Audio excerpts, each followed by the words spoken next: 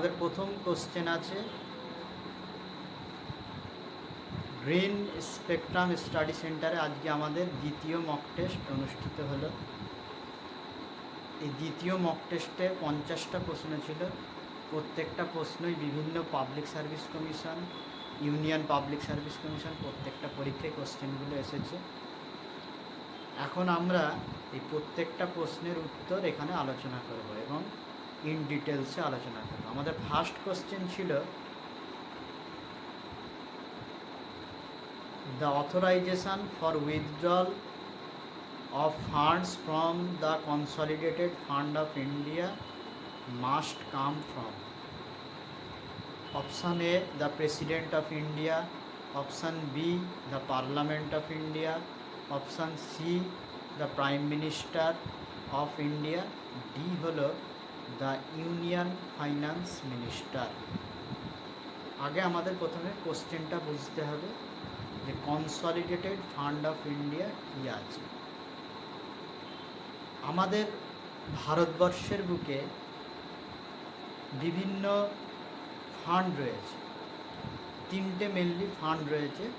সেটা হলো consolidated fund of India, contingency fund of India, আর একটা হলো পাবলিক অ্যাকাউন্ট। তিন রকমের মেনলি ফান্ড রয়েছে এবং প্রতি বছর গভর্নমেন্ট ট্যাক্সের মাধ্যমে রাজস্ব সংগ্রহ করে, রেভিনিউ আর্নিং করে। এই ট্যাক্স দুই রকমের হতে পারে, একটা হলো ডাইরেক্ট ট্যাক্স আর একটা হলো ইনডাইরেক্ট ট্যাক্স। ডাইরেক্ট ট্যাক্স বলতে আমরা সাধারণত বুঝি ইনকাম ট্যাক্স এবং কর্পোরেট ট্যাক্স, আর ইনডাইরেক্ট ট্যাক্স বলতে আমরা বুঝব VAT, value added tax, GST, goods and service tax. এই সমস্ত ট্যাক্সের মাধ্যমে প্রতি বছর সরকার তার খাজানাতে, ট্রেজারিতে আর্নিং করে বা ইনকাম করে, রেভিনিউ জেনারেট করে। এই ট্যাক্সের মাধ্যমে রেভিনিউ জেনারেট করে। শুধুমাত্র ট্যাক্স নয়, ট্যাক্সের মাধ্যমেও করে, আবার নন ট্যাক্সের মাধ্যমেও গভর্নমেন্ট তার আর্নিং করে। এই সমস্ত যে ট্যাক্স রেভিনিউ, নন ট্যাক্স রেভিনিউ, প্রত্যেকটা টাকা গভর্নমেন্টের যে ফান্ডের মধ্যে জমা হয় তাকে বলা হয় কনসলিডেটেড ফান্ড অফ ইন্ডিয়া। এই ফান্ড থেকে গভর্নমেন্ট খরচ করে। সরকার আর্নিং করলো, সরকারের কনসলিডেটেড ফান্ড অফ ইন্ডিয়াতে একটা রাজস্বর পরিমাণ জমা হলো। সেই রাজস্বর পরিমাণটা তো গভর্নমেন্ট হোল্ড করে রাখাই তো তার উদ্দেশ্য নয়। তার উদ্দেশ্য হলো এই টাকা থেকে গভর্নমেন্ট তার ব্যয় নির্বাহ করবে। এই কনসলিডেটেড ফান্ড অফ ইন্ডিয়া থেকে এক্সপেন্ডিচার করবে, খরচ করবে। খরচ করার জন্য কী পারপাসে খরচ করতে পারে? বিভিন্ন ডেভেলপমেন্টাল প্রজেক্টে খরচ করতে পারে, সেন্ট্রাল গভর্নমেন্টের এমপ্লয়িদের স্যালারি, পেনশন ইত্যাদি দেওয়ার ক্ষেত্রে খরচ করতে পারে। এছাড়া বিভিন্ন ক্ষেত্রে সেন্ট্রাল গভর্নমেন্ট বা গভর্নমেন্ট অফ ইন্ডিয়া তার খরচ করে। সেই খরচের টাকাগুলো যখন এই কনসলিডেটেড ফান্ড অফ ইন্ডিয়া থেকে যখন বের করতে হবে, তখন কার অনুমতি প্রয়োজন? প্রেসিডেন্ট অফ ইন্ডিয়া, না পার্লামেন্ট অফ ইন্ডিয়া, না প্রাইম মিনিস্টার অফ ইন্ডিয়া, না ইউনিয়ন ফাইন্যান্স মিনিস্টার? আমাদের চারটে অপশান আছে। এখন এই কনসলিডেটেড ফান্ড অফ ইন্ডিয়া থেকে কোনো টাকা উইথড্রল করতে গেলে, তুলতে হলে আমাদেরকে অনুমতি নেওয়া প্রয়োজন এবং এই অনুমতিটা নেওয়ার জন্য গভর্নমেন্ট একটা বিল ইন্ট্রোডিউস করে। সেই বিলটাকে বলা হয় মানি বিল। আমাদের সংবিধানে এর উল্লেখ রয়েছে। এই মানি বিলের মাধ্যমে মানি বিলটাকে আমাদের পার্লামেন্টের নিম্নকক্ষ বা লোয়ার হাউস, সেই লোয়ার হাউসে সেই বিলটাকে ইন্ট্রোডিউস করা হয় prior recommendation of the president. প্রেসিডেন্টের থেকে পূর্ব অনুমতি নিয়ে সেই বিলটাকে আমাদের পার্লামেন্টের নিম্নকক্ষ বা লোকসভাতে পেশ করা হয়, ইন্ট্রোডিউস করা হয়। সেই বিলটা লোকসভাতে সিম্পল মেজরিটিতে পাস হয়ে গেলে সেটাকে আমরা বলবো মানি বিলটার নাম আমরা বলবো মানি অ্যাক্ট। যদিও এই মানি বিল লোকসভায় পেশ করার পরে রাজ্যসভায় যাবে, রাজ্যসভার এই মানি বিলে ভোটাভুটির কোনো অধিকার নেই। সে মানি বিলের পক্ষে রাজ্যসভা বা আমাদের আপার হাউস যেটা রয়েছে, সেই আপার হাউস মানি বিলে বিভিন্ন রকম অ্যামেন্ডমেন্টের কথা বলতে পারে। সেটা আমাদের লোকসভা গ্রহণ করতেও পারে, নাও পারে। গ্রহণ করলেও করতে পারে, পুরোপুরি ভলেন্টারি। পুরো ক্ষমতাটাই হলো মানি বিলের লোকসভার ওপরে। লোকসভায় এই বিল পাস হয়ে গেলে সেই বিলটাকে আমাদের রাষ্ট্রপতির কাছে পাঠানো হয়। রাষ্ট্রপতি সেই বিলে সাইন করে দিলে বা অ্যাসেন্ট দিলে সেই বিলটা আমাদের আইনে পরিণত হয়। এবং এই বিল যখন আইনে পরিণত হয়ে গেল, তখন সেই আইনে পরিণত হওয়ার পরেই গভর্নমেন্ট অফ ইন্ডিয়া সেই টাকাটা কনসলিডেটেড ফান্ড অফ ইন্ডিয়া থেকে খরচ করতে পারবে। ফলে এই যে আমাদের প্রথম প্রশ্নটা ছিল, the authorisation for the withdrawal of funds from the consolidated fund of India must come from the parliament of India. উত্তর হবে দ্য পার্লামেন্ট অফ ইন্ডিয়া। আমাদের পার্লামেন্টের অনুমতি লাগবে, লোকসভার অনুমতি লাগবে, প্রেসিডেন্টের সাইন লাগবে। মেনলি অথরাইজড হলো আমাদের পার্লামেন্ট অফ ইন্ডিয়া।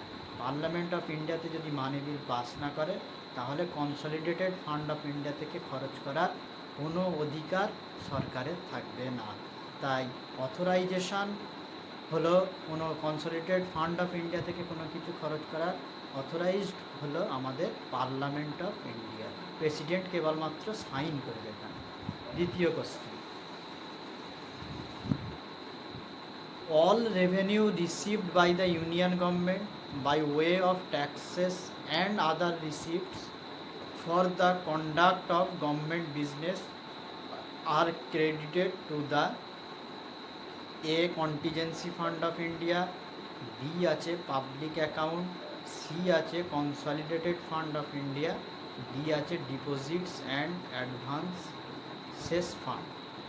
এইখানে কি বলছে যে প্রত্যেক বছর আমাদের ইউনিয়ন গভর্নমেন্ট বলতে আমাদের সেন্ট্রাল গভর্নমেন্ট বা গভর্নমেন্ট অফ ইন্ডিয়াকে বোঝানো হয়। তাহলে গভর্নমেন্ট অফ ইন্ডিয়া যে রেভিনিউ কালেক্ট করবে, সেই রেভিনিউটা কোন ফান্ডে গিয়ে জমা হবে। সেই রেভিনিউটা নন ট্যাক্স রেভিনিউ হতে পারে, বা নন ট্যাক্স রেভিনিউ বা অন্যান্য বিভিন্নভাবে যে গভর্নমেন্ট যে রেভিনিউ আর্নিং করবে, সেই টাকাটা গিয়ে গভর্নমেন্টের কোন ফান্ডে গিয়ে জমা হবে। এটা প্রথম প্রশ্নেই বলা ছিল। প্রথম প্রশ্নটা কেউ যদি ভালোভাবে বুঝতে পারে, তাহলে দ্বিতীয় প্রশ্নের অ্যান্সারটা খুব সহজেই দিতে পারবে। এখানে উত্তর হবে তাহলে কি, প্রথমেই আমি বললাম যে গভর্নমেন্টের যে রেভিনিউ আর্নিং হয়, যে ইনকাম হয় ট্যাক্স এবং নন ট্যাক্স বিভিন্নভাবে, সেই টাকাটা প্রথমে গিয়ে জমা হয় আমাদের ভারতবর্ষের কনসলিডেটেড ফান্ড অফ ইন্ডিয়া। তাহলে দুয়ের অ্যান্সার হবে সি। 3 নম্বর question, when the annual budget is not passed by the Lok Sabha, যখন আমাদের অ্যানুয়াল বাজেট যেটা হয় সেটা যদি লোকসভায় পাস না হয়, তখন কি option A, the budget is modified and presented again, অর্থাৎ বাজেটটা মডিফাই করে পুনরায় ইন্ট্রোডিউস করতে হবে লোকসভাতে। 2 নম্বর কোশ্চেন কি, 2 number option, the budget is referred to the Rajya Sabha for সাজেশানের জন্য বাজেটটাকে রাজ্যসভায় পাঠানো হতে পারে। 3 number, the union finance minister is asked to resign, আমাদের অর্থমন্ত্রীকে রিজাইন করে দেওয়ার জন্য, পদত্যাগ করে দেওয়ার জন্য বলা হবে। ডি অপশান হলো the prime minister submits the resignation of council of minister, মানে প্রাইম মিনিস্টার এবং কাউন্সিল অফ মিনিস্টার রিজাইন দিয়ে দেবে। এখন আমাদের জানতে হবে অ্যানুয়াল ইউনিয়ন বাজেটটা কী। প্রথমেই আমরা জানিয়ে রাখি যে আমাদের এই যে অ্যানুয়াল বাজেট শব্দটা আমাদের সংবিধানের কোথাও লেখা নেই। এটা উল্লেখ আছে অ্যানুয়াল ফাইন্যান্সিয়াল স্টেটমেন্ট আর্টিকেল 112 মধ্যে আছে। আর্টিকেল 112 মধ্যে আমরা বাজেটের উল্লেখ পাই। বাজেট শব্দটা নেই, কিন্তু আছে অ্যানুয়াল ফাইন্যান্সিয়াল স্টেটমেন্ট এই নামে আছে। এই যে বাজেট আমাদের হয়, বাজেট বলতে আমি প্রথমেই যেটা আলোচনা করলাম, প্রথম প্রশ্নে আমরা যে আলোচনা করলাম যে প্রত্যেক বছর গভর্নমেন্ট তার খরচার জন্য ট্যাক্সের মাধ্যমে টাকা পয়সা ইনকাম করে। রেভিনিউ আর্নিং করে। সেই রেভিনিউ আর্নিং করে রাখাটা গভর্নমেন্টের উদ্দেশ্য নয়। গভর্নমেন্টের উদ্দেশ্য হলো সেই টাকাটা জনগণের উন্নতি সাধনের জন্য, জনগণের যাতে সুবিধা হয়, জনগণের ডেভেলপমেন্ট প্রজেক্ট, এই সমস্ত প্রজেক্টে যাতে সেই টাকাটা খরচ করতে পারে, সেই জন্যই গভর্নমেন্ট ট্যাক্স বা রেভিনিউ কালেক্ট করে। তাছাড়া রয়েছে সেন্ট্রাল গভর্নমেন্টের এমপ্লয়িদের স্যালারি আছে, পেনশন আছে, বিভিন্ন ক্ষেত্রে এই টাকাটা খরচ করা হয়। এই খরচ প্রত্যেক বছর তার পরবর্তী আগামী বছরের জন্য কোন খাতে কত টাকা খরচ করবে, যেমন আমাদের শিক্ষা দপ্তরে কত টাকা খরচ করবে, স্বাস্থ্য দপ্তরে কত টাকা খরচ করবে, প্রতিরক্ষা দপ্তরে কত টাকা খরচ করবে, সেটা প্রত্যেক বছরের শুরুতে সেটার আগে একটা অ্যান্টিসিপেশন করা হয়, অর্থাৎ একটা আমাদের অনুমান করে নেওয়া হয় একটা, যে আমরা আগামী বছর, যেমন এখন আমাদের কারেন্ট ইয়ার চলছে, ফাইন্যান্সিয়াল ইয়ার হলো 2024-25। 2024 সালের মার্চের 31শে মার্চে আমাদের আগের বছরের ফাইন্যান্সিয়াল ইয়ার শেষ হয়ে গেছে। 2024-25 ফাইন্যান্সিয়াল ইয়ার বলতে আমরা কি বুঝবো? 2024 সালের 1 এপ্রিল থেকে 2025 সালের 31শে মার্চ পর্যন্ত, এটাকে বলা হবে একটা ফাইন্যান্সিয়াল ইয়ার। যেমন আমাদের একাডেমিক ইয়ার হয়, অনেক সময় আছে জানুয়ারি টু ডিসেম্বর, বিভিন্ন জায়গায় বিভিন্ন রকম একাডেমিক একটা ইয়ার হয়। সেরকম গভর্নমেন্টের প্রত্যেকটা কাজের ক্ষেত্রে একটা ফাইন্যান্সিয়াল ইয়ার থাকে, অর্থনৈতিক বর্ষ। সেই অর্থনৈতিক বর্ষ বলতে আমাদের বোঝানো হবে জানুয়ারি থেকে আমাদের 1 এপ্রিল থেকে 31 মার্চ পর্যন্ত। তাহলে 2024-এর 1 মার্চ থেকে 1 এপ্রিল থেকে 2025 সালের 31শে মার্চ পর্যন্ত আমাদের একটা অ্যান্টিসিপেশান আছে, যে বাজেটে একটা প্রস্তুত আছে, যে আমাদের শিক্ষা খাতে এত টাকা খরচ হবে, স্বাস্থ্য খাতে এত টাকা খরচ হবে, প্রতিরক্ষা খাতে এত টাকা খরচ হবে, মাইনরিটি ডেভেলপমেন্টে এত টাকা খরচ হবে। প্রত্যেকটা ক্ষেত্রে খরচের হিসাব আমাদের এই বাজেটে একটা ধরা হয়, যে আমরা এই বছরে এত লক্ষ কোটি টাকা ডিফেন্সে আমরা 2 লক্ষ কোটি টাকা খরচ করব। এবার বছরের শেষে গিয়ে দেখা যাবে 2 লক্ষ কোটি টাকাটা কতটা খরচ হতে পারলো না, সেই পুরো সমীক্ষাটা করে আমাদের ইকোনমিক সার্ভে হয় একটা প্রত্যেক বছরে, আমাদের চিফ ইকোনমিক অ্যাডভাইজার সেটা বার করে। যাই হোক, এগুলো আমাদের পরবর্তীতে আমরা এগুলো আলোচনা করব। তো গভর্নমেন্ট তার আগামী বছরে খরচ করার জন্য অনুমতি নিতে হবে কার থেকে? পার্লামেন্টের থেকে। তাহলে আমাদের ইউনিয়ন ফাইন্যান্স মিনিস্টার আমাদের মানি বিলটা প্রস্তুত করবে বা বাজেটটা প্রস্তুত করবে। সেই বাজেটটা রাষ্ট্রপতির থেকে অনুমোদন নিয়ে সেটা লোকসভায় পেশ করা হয়। লোকসভায় পেশ করার পর লোকসভায় ওই বিল যদি পাস হয়ে যায়, তখন সেই বিলটাকে পাঠানো হবে রাজ্যসভায়। রাজ্যসভার এখানে কোনো অধিকার নেই, রাজ্যসভা কেবলমাত্র এই বাজেটের ওপর ডিসকাশন করতে পারে বা কোনো সাজেশন দিতে পারে, কিন্তু সেটা লোকসভা গ্রহণ করবে বলে গ্রহণ করার জন্য বাধ্য নয়। এখানে রাজ্যসভার কোনো ক্ষমতাই দেওয়া হয়নি। বাজেটের ক্ষেত্রে সোল পাওয়ার দেওয়া হয়েছে আমাদের লোকসভাকে। সেই আমাদের অ্যানুয়াল যে বাজেট হয়, সেই বাজেটটা আমাদের লোকসভায় পেশ হলো, কিন্তু লোকসভায় পাস করতে পারলো না। তাহলে সরকার যদি লোকসভায় তার আগামী 1 বছরের খরচের হিসাব পাস করতে না পারে, তাহলে ওই সরকারের আমাদের ক্ষমতায় থাকার কোনো অধিকারই নেই। তখন কি করতে হবে, যে আমাদের প্রাইম মিনিস্টার এবং তার সঙ্গে যে কাউন্সিল অফ মিনিস্টার যারা রয়েছে, যেমন আমাদের কাউন্সিল অফ মিনিস্টার বলতে আমরা কাকে বুঝবো? প্রথমে হলো প্রাইম মিনিস্টার, তার নিচে হলো ক্যাবিনেট মিনিস্টার, তার নিচে হলো minister of state independent charge, তার নিচে হলো মিনিস্টার অফ স্টেট। এই পুরো সবগুলো মিনিস্টারকে একসঙ্গে নিয়ে আমরা বলি কাউন্সিল অফ মিনিস্টার। এগুলো আমাদের prime minister and it's council of minister বলে একটা পলিটিতে চ্যাপ্টার আছে, সেখানে আমরা দীর্ঘ আলোচনা করব পরবর্তীকালে। তো এই আমাদের বাজেট যদি গভর্নমেন্ট পাস না করতে পারে, তাহলে প্রাইম মিনিস্টার এবং তার কাউন্সিল অফ মিনিস্টার সবাইকে রিজাইন করে দিতে হবে। সুতরাং আমাদের 3 দাগের উত্তর হবে D. The prime minister submits the resignation of council of minister. 4 নম্বর আমাদের কোশ্চেন আছে, the prime minister of India at the time of his or her appointment need not necessarily be a member of one of the houses of parliament but must become a member of one of the houses within 6 months. দ্বিতীয় option বলছে need not necessarily be a member of one of the houses of the parliament but must become a member of the Lok Sabha within 6 month. C option আছে must be a member of one of the house of the parliament must be a member of the Lok Sabha D. এখন এখানে বলা হচ্ছে prime minister হওয়ার জন্য তার অ্যাপয়েন্টমেন্টের জন্য কি শর্ত আছে। প্রথম অপশানে বলা হয়েছে তাকে আমাদের যে পার্লামেন্টের দুটো কক্ষ আছে, উচ্চকক্ষ এবং নিম্নকক্ষ। উচ্চকক্ষকে বলা হয় আপার হাউস বা রাজ্যসভা বা কাউন্সিল অফ স্টেটস, আর লোয়ার হাউসকে বলা হয় লোকসভা অথবা হাউস অফ পিপল। এইখানে আমাদের প্রাইম মিনিস্টার হতে গেলে, প্রাইম মিনিস্টারের অ্যাপয়েন্টমেন্ট নিতে গেলে তাহলে তাকে need not necessarily be a member of the houses of the parliament, তাকে পার্লামেন্টের যে কোনো একটা হাউসের মেম্বার হওয়া জরুরি নয়, but must become a member of the houses within 6 month. 6 মাসের মধ্যে ওই দুটো কক্ষের যে কোনো একটাতে যদি মেম্বার হয়ে যায় তাহলে তার অ্যাপয়েন্টমেন্টটা বৈধ হবে, 1 নম্বর। 2 নম্বর অপশানে বলা হয়েছে যে তাকে পার্লামেন্টের উচ্চকক্ষ অর্থাৎ রাজ্যসভা, নিম্নকক্ষ অথবা রাজ্যসভার মেম্বার হওয়ার প্রয়োজন নেই, কিন্তু 6 মাসের মধ্যে তাকে লোকসভার মেম্বার হয়ে আসতে হবে। 3 নম্বর অপশানে বলা আছে he must be a member of the houses of the parliament, তাকে পার্লামেন্টের যে কোনো একটা কক্ষের অবশ্যই সদস্য হতে হবে। আর 4 নম্বরে বলা হয়েছে প্রধানমন্ত্রীকে আমাদের লোকসভার একজন মেম্বার হতেই হবে। তাহলে প্রধানমন্ত্রী হওয়ার জন্য কী শর্তের প্রয়োজন?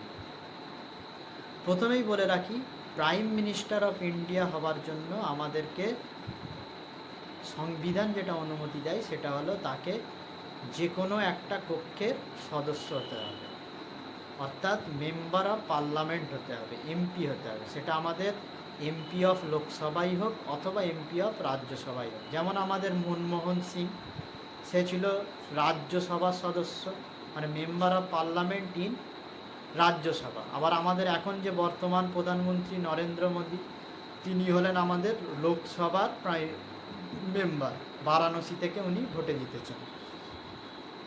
তাহলে যে কোনো প্রাইম মিনিস্টার নরেন্দ্র মোদী আমাদের আছে লোকসভা থেকে জেতা এমপি, আর আমাদের মনমোহন সিং যে ছিল রাজ্যসভার এমপি। তাহলে বোঝা গেল যে কোনো একটা কক্ষের মেম্বার হলেই প্রধানমন্ত্রী হওয়া যায়।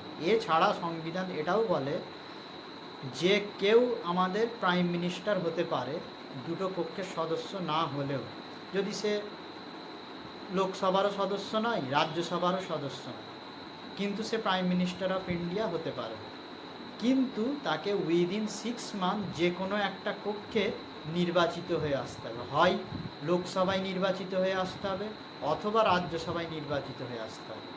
যদি লোকসভা অথবা রাজ্যসভার যে কোনো একটা কক্ষে উইদিন 6 মান্থ 6 মাসের মধ্যে যদি জিতে আসতে না পারে তাহলে কিন্তু প্রাইম মিনিস্টারের সেই অ্যাপয়েন্টমেন্টটা অবৈধ বলে ঘোষণা করা হবে।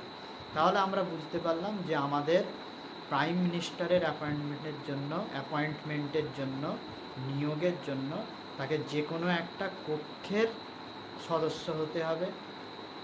যদি সদস্য না হয়, তারপরেও যদি প্রাইম মিনিস্টার হয়, তাহলে উইদিন 6 মান্থস তাকে আবার ভোটে জিতে আসতে হবে, পার্লামেন্টের লোকসভা থেকে অথবা রাজ্যসভা থেকে যে কোনো একটা কক্ষ থেকে জিতে এলেই আমাদের প্রাইম মিনিস্টারের সেই অ্যাপয়েন্টমেন্টটা বৈধ হবে। সুতরাং আমাদের অপশান হবে এ, 4-এর A, need not necessarily be a member of the one houses, যে কোনো একটা হাউসের সদস্য হওয়া জরুরি নয়, কিন্তু must become a member of one of the houses within the 6 month, কিন্তু 6 মাসের মধ্যে তাকে পার্লামেন্টের যে কোনো একটা কক্ষের সদস্য হয়ে আসতে হবে। 4-এর অ্যান্সার হলো এ। তারপরে আমাদের পঞ্চম question, according to the constitution of India it is the duty of the President of India to cause to be laid before the Parliament which of the following? A. The recommendations of Union Finance Commission, the report of the Public Accounts Committee, C. The report of the Comptroller and Auditor General, 4. The report of National Commission for Scheduled Castes. প্রথমে আমাদের যে পয়েন্টটা আছে, প্রথমে কোশ্চেনটা আমাদের এখানে বলতে চাইছে যে আমাদের প্রেসিডেন্ট অফ ইন্ডিয়া হওয়ার জন্য আমাদের প্রেসিডেন্ট অফ ইন্ডিয়া কাজ হলো এই যে বিভিন্ন যে সংস্থা যেগুলো বললাম, এই সমস্ত সংস্থাগুলোর এক নম্বর হলো ইউনিয়ন ফাইন্যান্স কমিশনের যে রিপোর্ট, সেটা প্রেসিডেন্ট পেশ করবে, না পাবলিক অ্যাকাউন্টস কমিটির যে রিপোর্ট সেটা পেশ করার কাজ হলো রাষ্ট্রপতির, না ক্যাগের রিপোর্টটা পেশ করার কাজ হলো রাষ্ট্রপতি, যেটা 3 নম্বরে দেওয়া আছে the report of the controller and auditor general, আর 4 নম্বর হলো national commission for schedule caste, এদের রিপোর্টটা প্রেসিডেন্টকে পেশ করতে হবে। 1 নম্বর পয়েন্ট হলো ইউনিয়ন ফাইন্যান্স কমিশনের যে রিপোর্ট হয় সেটা আমাদের রাষ্ট্রপতি পেশ করে। দ্বিতীয় হলো কন্ট্রোলার অ্যান্ড অডিটর জেনারেল, আমাদের আর্টিকেল 148-এর মধ্যে ক্যাগ কন্ট্রোলার অ্যান্ড অডিটর জেনারেলের কথা বলা হয়েছে। যে প্রথমেই আমি যেটা আলোচনা করলাম যে আমাদের গভর্নমেন্টের যে খরচগুলো হয় সেটা পার্লামেন্টের অনুমতি থেকে খরচ হয়, এবং সেই খরচটা সঠিকভাবে হলো কি না সেই পুরো অডিটটা করার দায়িত্ব হলো কন্ট্রোলার অ্যান্ড অডিটর জেনারেল। ওই জন্য আমাদের কন্ট্রোলার অ্যান্ড অডিটর জেনারেলকে বলা হয় public purse, protector of public purse. আমাদের পাবলিকদের যে মানি ব্যাগ আছে সেই মানি ব্যাগের রক্ষাকর্তা হলো কন্ট্রোলার অ্যান্ড অডিটর জেনারেল। আমরা যে ট্যাক্সের মাধ্যমে গভর্নমেন্টকে টাকা দিচ্ছি সেই টাকাটা গভর্নমেন্ট সঠিকভাবে আইন অনুযায়ী খরচ করছে কি না সেটা দেখার পুরো অডিটের দায়িত্ব হলো আমাদের ক্যাগ হলো আমাদের প্রোটেক্টর অফ পাবলিক পার্স। আমাদের পাবলিকদের টাকা পয়সার পুরো হিসাবটা ক্যাগ হলো গভর্নমেন্টের যা খরচ হয় সেই খরচটা সঠিকভাবে হলো কি না সেটা দেখার দায়িত্ব হলো কন্ট্রোলার অ্যান্ড অডিটর জেনারেল। এই কন্ট্রোলার অ্যান্ড অডিটর জেনারেল সেই ক্যাগের রিপোর্টটা প্রত্যেক বছর বার করে সেটা প্রেসিডেন্ট অফ ইন্ডিয়াকে জমা দেয়। প্রেসিডেন্ট অফ ইন্ডিয়া সেটাকে আবার পার্লামেন্টে পাঠিয়ে দেয়। পার্লামেন্টে সেখানে পাবলিক অ্যাকাউন্টস কমিটি আছে, সেই পাবলিক অ্যাকাউন্টস কমিটি এই ক্যাগের রিপোর্টটা নিয়ে পর্যালোচনা করে সেই ক্যাগের রিপোর্ট থেকে পাবলিক অ্যাকাউন্টস কমিটি ঠিক করতে পারবে যে আমাদের সরকার দুর্নীতিগ্রস্ত সরকার না দুর্নীতিগ্রস্ত সরকার নয়। পাবলিক অ্যাকাউন্টস কমিটির একটা বিশাল বড় গুরুত্ব আছে। পাবলিক অ্যাকাউন্টস কমিটির ফ্রেন্ড আর ফিলোসফার হলো কন্ট্রোলার অ্যান্ড অডিটর জেনারেল। আর 4 নম্বর হলো আমাদের national commission of the schedule caste. আমাদের সংবিধানের মধ্যে ইকুয়ালিটি জাস্টিসের কথা বলা আছে প্রিয়াম্বেলের মধ্যে। যেহেতু আমাদের শিডিউল কাস্ট, এই শিডিউল কাস্টটা আমাদের এখান থেকে আমাদের ভারতবর্ষের মেন স্ট্রিম যা পপুলেশন আছে তাদের থেকে অনেক পিছিয়ে আছে। সুতরাং এই ন্যাশনাল শিডিউল কাস্টদের উন্নয়নের জন্য গভর্নমেন্ট একটা national commission for schedule caste তৈরি করেছে। এদের রিপোর্টটা প্রত্যেক বছর প্রেসিডেন্ট অফ ইন্ডিয়া বিভিন্ন টাইমে পেশ করে আর কি। আর ইউনিয়ন ফাইন্যান্স কমিশন হলো আমাদের সেন্ট্রাল গভর্নমেন্ট যে রেভিনিউ আর্নিং করে সেই রেভিনিউয়ের কিছুটা পার্সেন্টেজ আমাদের প্রত্যেকটা রাজ্যকে শেয়ার করতে হয়।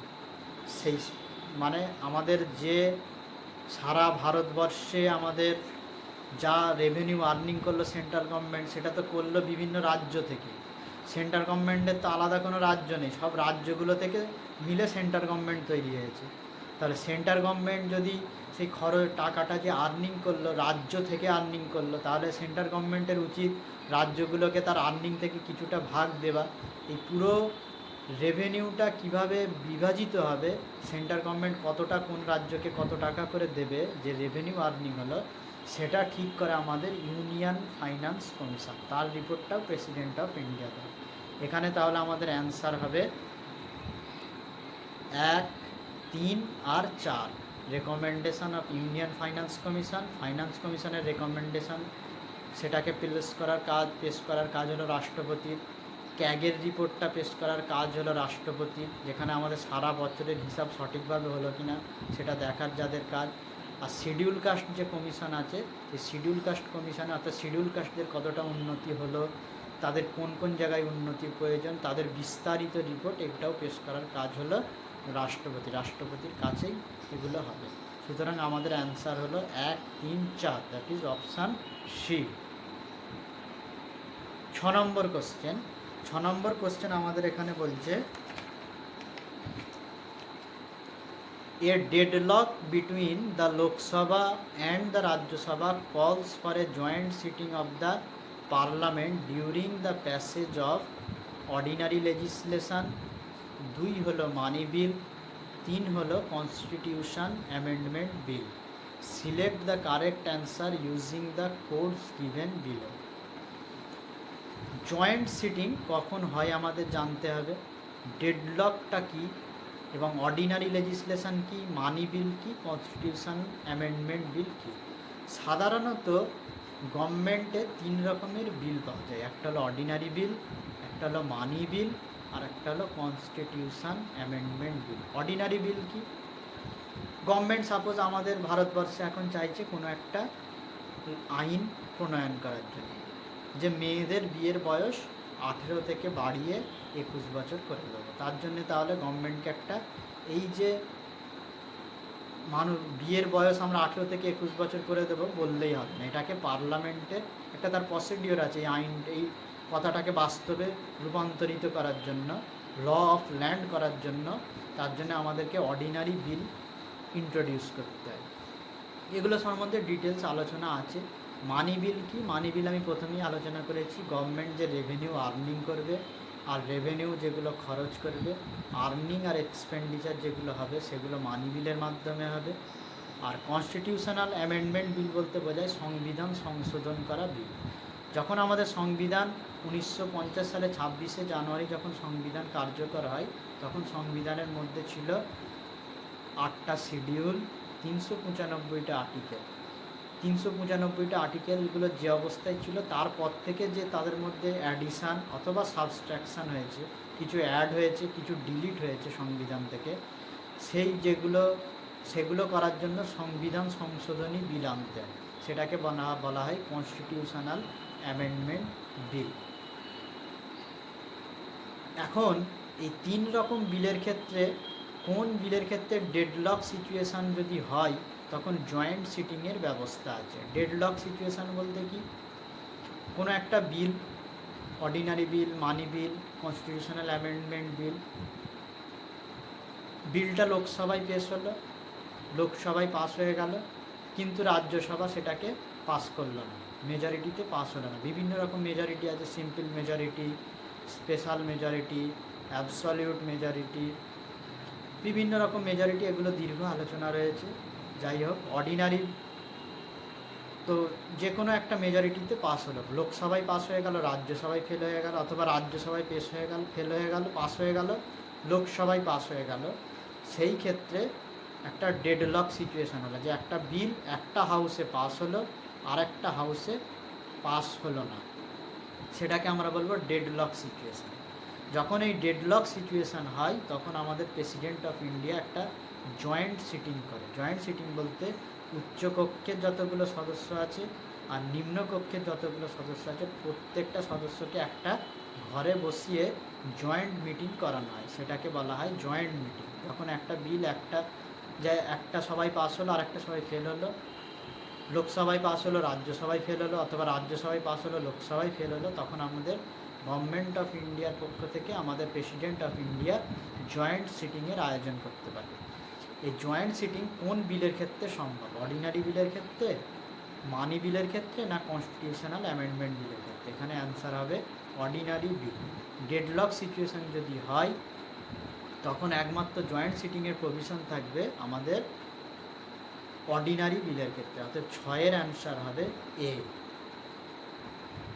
7 নম্বর কোশ্চেন। 7 নম্বর কোশ্চেন বলা হচ্ছে consider the following statements.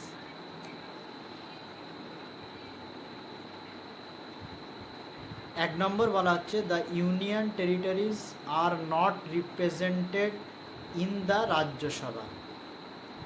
Second option বলছে it is within the purview of the chief election commissioner to adjudicate the election disputes. আর 3 নম্বর, ওখানে 3 নম্বরটা দেওয়া হয়নি, মিস্টেক হয়েছে। According to the constitution of India the parliament consist of Lok Sabha and Rajya Sabha only. এখানে আমাদের এই 3টে অপশান দেওয়া রয়েছে। প্রথম অপশান আমাদের বলছে যে union territories are not represented in the Rajya Sabha. এখন আমাদের রাজ্যসভা বা কাউন্সিল অফ স্টেটস কি না, আমাদের পার্লামেন্টে 3টে পার্ট নিয়ে পার্লামেন্ট তৈরি। একটা হলো রাজ্যসভা আপার হাউস, লোকসভা লোয়ার হাউস এবং প্রেসিডেন্ট অফ ইন্ডিয়া, 3টে নিয়ে আমাদের পার্লামেন্ট অবস্থিত। এই রাজ্যসভার যে সদস্য, রাজ্যসভার টোটাল সদস্য হলো 238 আর 12, 250 জন থাকার কথা। ম্যাক্সিমাম আমাদের 250টা স্ট্রেংথ বলতে আমরা বলবো নাম্বার অফ দ্য এমপি, তাকে আমরা বলবো স্ট্রেংথ। রাজ্যসভার স্ট্রেংথ হলো 250, তার মধ্যে 238 জন মেম্বার তারা হবে ইলেক্টেড আর 12 জন হবে আমাদের নমিনেটেড। কোন কোন বিষয়ে পারদর্শী হলে নমিনেটেড হতে পারে? যদি সায়েন্স, আর্টস, লিটারেচার আর সোশ্যাল সায়েন্স, এই 4টি বিষয়ে যদি কেউ দক্ষ হয় তাহলে আমাদের প্রেসিডেন্ট অফ ইন্ডিয়া 12 জনকে রাজ্যসভায় নিয়োগ করতে পারে, নমিনেটেড করতে পারে। আর বাকি 238 জন থাকে আমাদের ইলেক্টেড। তাহলে union territories are not represented in the Rajya Sabha, এই অ্যান্সারটা হলো ভুল। এই যে অপশান সেটা হলো ভুল, কারণ আমাদের প্রত্যেকটা রাজ্য এবং ইউনিয়ন টেরিটরি সব থেকে মিলিয়েই আমাদের রাজ্যসভার আসনগুলো ঠিক হয়। সাধারণত রাজ্যসভায় রাজ্য এবং কেন্দ্রশাসিত অঞ্চল, 2 অঞ্চল থেকেই আমাদের প্রতিনিধিরা থাকে। 2 নম্বর হলো কি,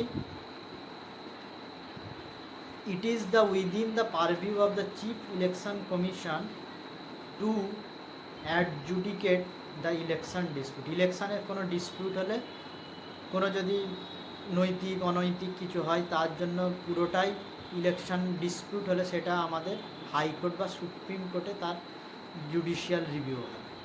সেটা চিফ ইলেকশন কমিশনার কিন্তু হবে না।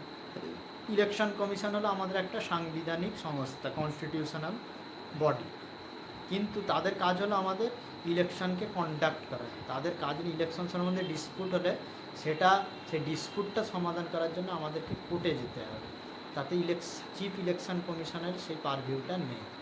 3 নম্বর হলো according to the constitution of India the parliament consist of Lok Sabha and Rajya Sabha only. আমাদের যে রয়েছে পার্লামেন্ট কনসিস্ট করে শুধুমাত্র লোকসভা অথবা রাজ্যসভা না। আমরা প্রথমেই বললাম আমাদের পার্লামেন্ট কনসিস্ট করে লোকসভা, রাজ্যসভা আর প্রেসিডেন্ট অফ ইন্ডিয়া। তাহলে এখানে আমাদের এও হবে না, 1 নম্বর অপশানও হবে না, 2 নম্বর অপশানও হবে না, 3 নম্বর অপশানও হবে না। 7-এর অ্যান্সার হবে ডি। 7টা কোশ্চেনে আলোচনা হলো, আবার পরবর্তী কোশ্চেনগুলো পরবর্তী ভিডিওতে আলোচনা করা হবে।